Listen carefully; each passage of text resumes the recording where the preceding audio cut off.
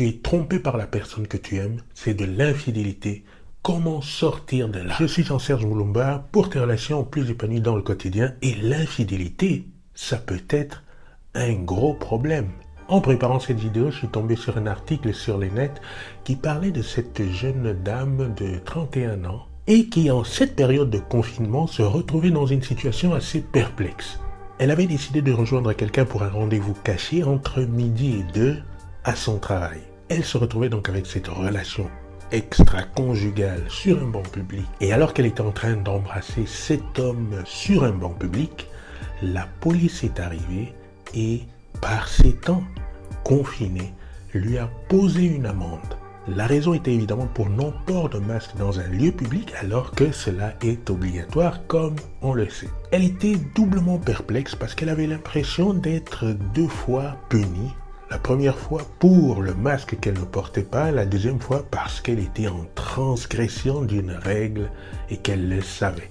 C'est une anecdote assez spéciale quand on y pense avec le masque qui s'en mêle et qui vient poser d'autres difficultés. Si on va un peu plus loin et qu'on regarde un peu les choses du côté de la personne qui a subi une infidélité, quand on croise son regard, qu'on regarde tout d'un coup ce sentiment de trahison, ce sentiment d'abandon, ce sentiment d'humiliation, les personnes se sentent dépossédées de tout, dépouillées parce qu'elles sont parties sur un principe de confiance. Elles font confiance dans une personne et puis tout d'un coup cette personne se détourne d'elle. Alors dans l'actualité, dans les journaux, dans les blogs, dans les vidéos, il y a tellement d'endroits où on peut trouver aujourd'hui des histoires à n'en plus finir qui montrent à quel point l'infidélité dans les couples peut être quelque chose de dévastateur. Je me souviens encore de Will Smith qu'on a vu sur les plateaux télé et de son regard quand il parlait à sa femme et qu'il exposait leur cas sur la télévision américaine en disant ouvertement qu'ils avaient donc eu à passer par cette phase-là tous les deux et qu'ils étaient donc en phase de reconstruction d'une certaine manière avec cette problématique maintenant au sein du couple. Dans les divers accompagnements que j'ai pu faire, et ils sont maintenant assez nombreux, cette problématique-là s'est posée. Je me souviens notamment d'une femme qui me regardait et je me souviens de son regard. On aurait dit qu'il y avait eu l'apocalypse. C'était quelque chose d'extrêmement palpable. On pouvait voir à quel point elle se sentait effondrée, humiliée, dévastée, comme si tout s'était arrêté tout d'un coup pour elle et qu'elle ne savait plus où aller, que faire. Elle était complètement hagarde. Alors c'est sûr, ce n'est pas comme si quelqu'un te promettait quelque chose et que tout d'un coup, il ne tenait pas sa promesse.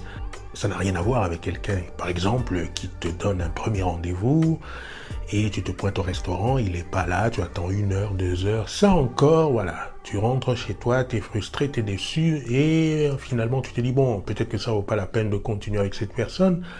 Et voilà, tu passes à autre chose, ça n'a rien à voir, ça ne va pas avoir le même impact. Mais quand tu as la sensation d'être engagé avec quelqu'un, tu as la sensation d'être proche, de tout partager, de vivre une intimité comme tu ne la vis avec personne d'autre. Et que tout d'un coup, tu apprends que là, cette personne est allée vivre exactement la même chose alors que tu te sentais un peu exclusif ou exclusive. Exactement la même chose avec quelqu'un d'autre. Tu t'es dit, waouh, mais comment? Pourquoi? Et ça peut avoir vraiment un impact émotionnel terrible, terrible sur toi, sur le coup. Bon, c'est difficile de parler de l'infidélité sans venir au problème même qu'il pose, qui est celui des valeurs. C'est-à-dire que deux personnes qui sont ensemble, quelle est la limite? Quand est-ce que l'on définit la fidélité?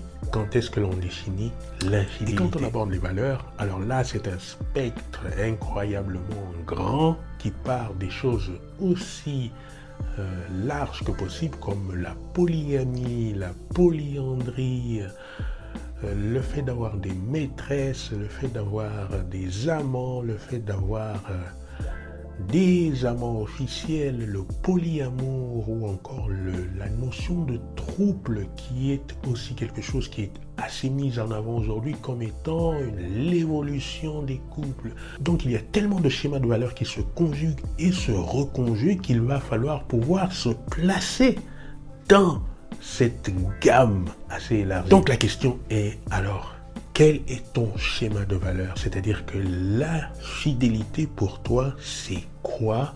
Et l'infidélité, c'est quoi? Qu'est-ce que tu définis comme infidélité? Est-ce que c'est regarder le jeune homme musclé qui passe ou dans la salle de sport ou à la télévision? Est-ce que c'est partager un sourire avec une inconnue, un inconnu dans la rue?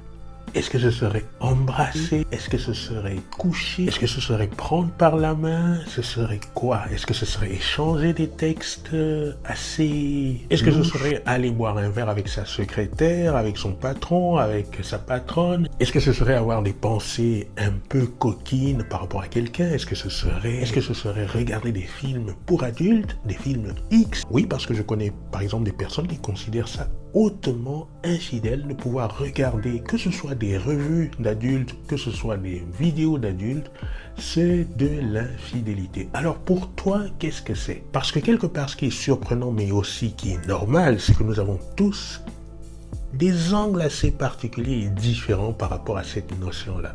Je connais même des personnes qui diront, mais l'infidélité, c'est rien du tout, c'est pas du tout un problème. Si la personne veut aller voir quelqu'un en dehors de moi et qu'elle pense que cette personne-là va lui apporter quelque chose, eh bien qu'elle y aille. C'est pas grave, moi, ça ne me fait aucun problème. D'autres personnes vont être un peu plus nuancées, vont dire, ben écoute, si tu veux, mon compagnon, ma compagne peut aller voir quelqu'un, mais il faut pas que je le sache. Il faut pas que je le sache parce que si je le sais, là, ça va être terrible. Alors, elle peut faire ce qu'elle veut, il peut faire ce qu'il veut, pourvu que je ne le sache pas. Voilà un type de valeur dans lequel certains pensent que c'est bon de naviguer. En somme, chacun construit son cortège de valeurs. Alors, tu as certainement le tien, toi aussi. Et c'est appuyé là-dessus que tu verras des couples qui diront, mais écoute, l'infidélité, c'est la fin, il n'y a rien à faire. On ne peut plus avoir confiance en quelqu'un qui a été infidèle. On ne peut plus rien construire alors qu'il y a eu cette trahison, cet abandon, cette humiliation, cette injustice. Comment est-ce qu'on peut encore faire confiance, voire respecter quelqu'un qui nous a posé un tel tort? Et tu as des couples pour lesquels ce sera carrément comme une révélation. Ils te diront, mais en fait, avant cette aventure extra-conjugale, notre couple était en mode de survie. Il bafouillait. Et puis là, depuis qu'il y a eu cette aventure extra-conjugale, alors nous nous sommes retrouvés comme jamais. Nous sommes complices comme nous ne l'avons jamais été auparavant. Et c'est quelque chose d'extraordinaire. Donc, il y a des perspectives tellement différentes quand on aborde cette histoire d'infidélité. Si bien que pour sortir de cette difficulté, de ce problème qui peut être lourd, on est obligé d'aller au cas par cas. Et bien souvent, l'ennui que l'on a dans le cas par cas, c'est que les gens vont dans la généralisation. On te dit, oui, ben écoute, c'est pas grave, elle t'a trompé, alors tu oublieras ça, tu peux passer à autre chose, etc. Non! Chacun a sa perception des choses suivant son cortège de valeurs. Ce n'est pas parce que pour Francis, c'est complètement anodin d'être trompé par sa compagne que ce sera le cas pour Justin. Et ce n'est pas parce que pour Isabelle, ça ne veut absolument rien dire que son conjoint la trompe, que ça sera le cas pour Francine. Quand on regarde les chiffres, ils nous disent qu'un homme sur deux aurait franchi le pas ou franchirait le pas, et qu'une femme sur trois. Donc les chiffres sont assez costauds. Et ils nous disent aussi que quand même, on a presque 70% des Français qui disent que l'on peut aimer et être infidèle. Voilà comment ça se passe dans un sens complètement élargi. Mais c'est vrai que pour résoudre la question, il vaut mieux descendre à ton échelle, à toi personnel déjà, et ensuite regarder les choses au niveau du couple et de là commencer à envisager une solution. Et d'ailleurs, à ce propos, si tu es en train de traverser une phase difficile dans ce sens, tu peux me contacter par mail pour que nous en parlions. Un autre point que l'on peut évoquer aussi dans l'infidélité, ce sont les causes.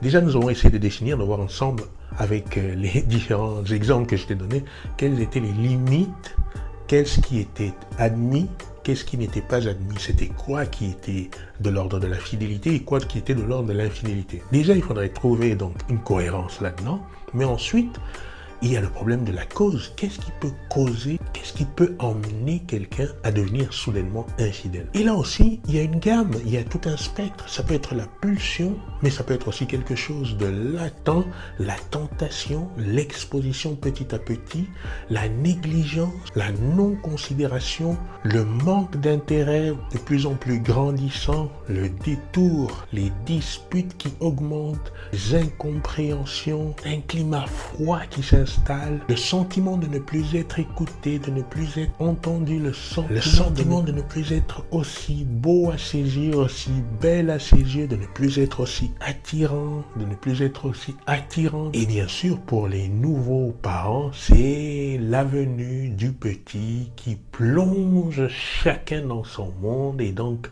finalement, on se retrouve seul dans le nouveau couple avec le nouveau-né et on a envie de prendre un peu d'air.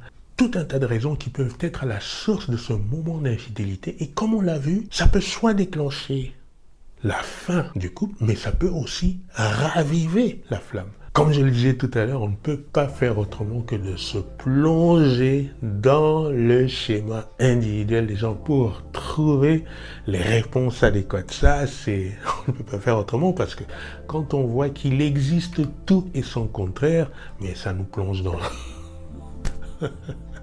La démarche la plus efficiente me semble être celle d'aborder ces choses-là d'abord sur un plan personnel et de faire le point par rapport à ses valeurs. Nous avons maintenant du merchandising. Il y a une boutique qui est en route pour les relations épanouies et tu peux te faire plaisir.